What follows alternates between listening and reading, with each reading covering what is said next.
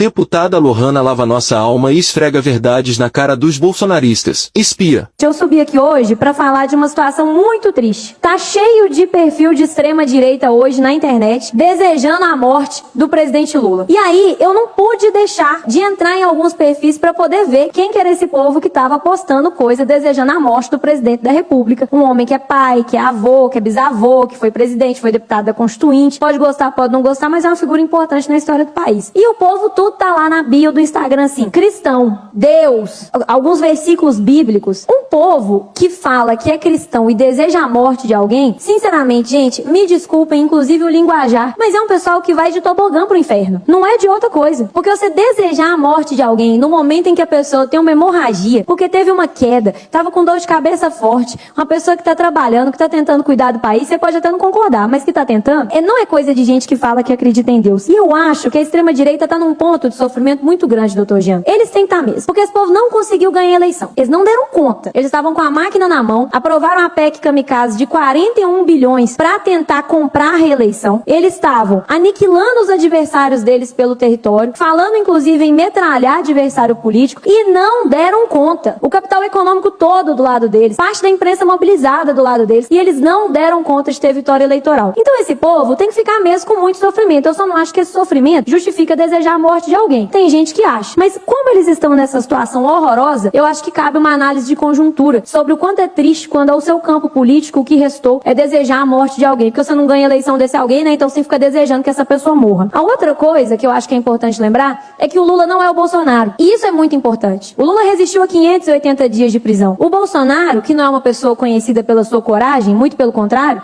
é conhecido por ser bastante acovardado, já tem dito sobre procurar asilo numa embaixada, caso seja preso. Ele já tem dito isso. Um cara que nem sequer sabe ainda se vai ser condenado, já tá falando abertamente que vai procurar asilo em embaixada. Enquanto a gente sabe muito bem que o Lula teve o oferecimento de vários países para poder receber asilo político. Não é se esconder em embaixada, não. É receber asilo político, virar cidadão desses países, ser respeitado, trabalhar politicamente lá, e ele não foi. Ele ficou aqui por respeito às instituições, foi preso durante 580 dias, saiu e ganhou a eleição para presidente da República. Então a gente não tá falando de um homem frouxo, de um homem acovardado, de um homem pequeno. A gente tá falando de alguém que, concordando ou discordando dele, é alguém que tem estatura para ocupar a cadeira que ocupa. Não um Zé que tava lá por causa de um acidente histórico. E a outra coisa é que esse povo precisa mesmo ser questionado sobre a fé deles. E quem tá falando aqui é uma mulher católica. Essa turma que falou que o erro da ditadura foi torturar e não ter matado. Essa turma que defendeu que foi contra o fim da escravidão e foram parte dos responsáveis, inclusive, pelo Brasil ter sido um dos últimos países a acabar com essa coisa horrorosa que foi a escravidão no nosso país. Esse povo, se chegasse na porta do céu, eu acho, se eu fosse um mosquitinho pra poder estar lá voando e saber, que iam tomar uma portada na cara. Porque isso não é comportamento de quem conhece as leis de Deus. Isso não é comportamento de quem fez catecismo. Isso não é comportamento de quem frequentou algumas missas na vida. Não precisa nem ter ido em muitas. Se esse povo é cristão, se esse povo defende Deus, vocês me desculpem, porque o que eu acho é que eles estão cavando o caminho para descer de tobogã pro inferno. Então eu queria dizer isso aqui, porque eu acho que é muito desrespeitoso desejar a morte de alguém. Todos nós deveríamos nos unir. Se não em oração